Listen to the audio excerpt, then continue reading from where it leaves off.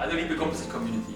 Bis jetzt kennt ihr Emsware vor allem durch unsere innovative Heiztechnologie aus dem Bereich der induktiven Erwärmung.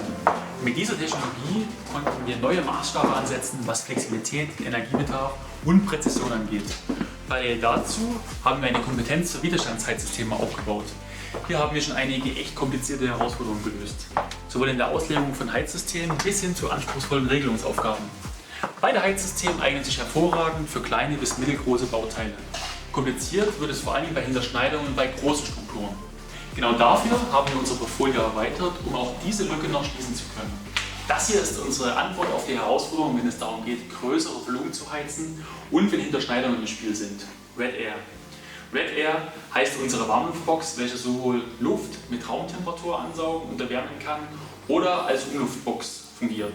Bei dieser Option sind der Energiebedarf rapide und durch die turbulente Umströmung wird eine sehr homogene Temperatur erzeugt. Hotspots, Wärmeschatten oder Probleme mit Exothermie gehören so der Vergangenheit an. Überzeug dich selbst und melde dich bei uns, dein Team Emsware.